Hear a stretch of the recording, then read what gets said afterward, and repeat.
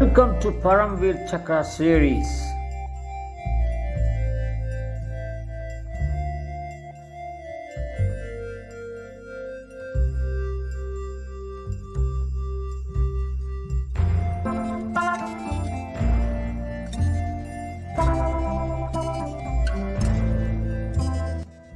Every Indian should know about the 1962 Sino-Indian War.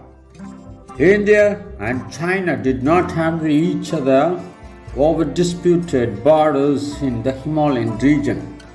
To stop and counter the increasing Chinese intrusions into disputed territory, then the Prime Minister of India, Jawaharlal Nehru, approved a plan called the Forward Policy, which called for the establishment of a number of small posts facing the Chinese. On the night of 20 October 1962, Chinese attacked the eastern sector of the Indian defences. On the same night, Chinese assaulted and overran the posts of Galwan, Chiptap and Pangong areas of Ladakh. On 21st October, Chinese advanced to north of Pangong Lake with the objective of capturing Srijap and Yula. Now let us see Battle at Srijap. Srijap 1 was established on the northern bank of Pangong Lake by the 1st Battalion, 8th Gorkha Rifle. The post was strategically important for the defense of Chushul airfield. D Company of the 1st Battalion under the command of Major Dhan Singh Thapa was tasked to man the post and was responsible for an area of 48 square kilometers, that is 19 miles. As there was a number of other posts to be established, only 28 men of D Company were present to hold Srijap 1.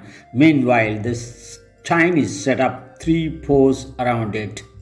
19th October 1962, Srijap 1 witnessed a drastic increase with the arrival of heavy infantry troops by the Chinese forces. Dhan Singh Thapa anticipated an attack. He ordered his troops to dig fast and dig deep. As expected, the Chinese launched their first attack with artillery and mortar fire at 4:30 am on 20th October. It lasted for 2.5 hours, providing good cover for the infantry who moved towards the post. By the time shelling ended, around 600 Chinese troops had closed to within 150 yards, that's 104 meters of the rear of the post.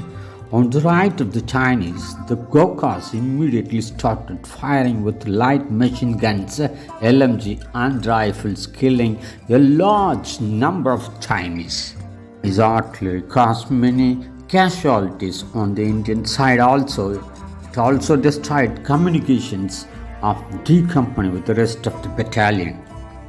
Thapa, with his second in command, Subedar Min Bahadur Gurung, continuously moved from place to place, adjusting the defenses and boosting the soldiers' morale. As time passed, the Chinese, with the help of artillery cover, reached as close as 50 yards, that is 46 meters from the post. To smoke out the Indians, the Chinese started attacking the post with infantry bombs. Gorkhas countered with hand grenades and small arms fire. Subedar Gurung, who was manning LMG, was buried when a bunker collapsed on top of him.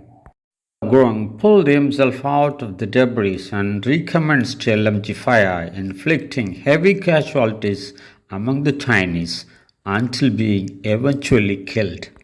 Then the post only had 7 men left, with Major Thapa still holding the command.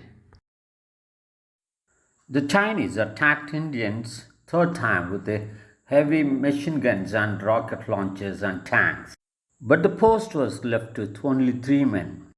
A bomb fell into Major Thapa's bunker, but he escaped.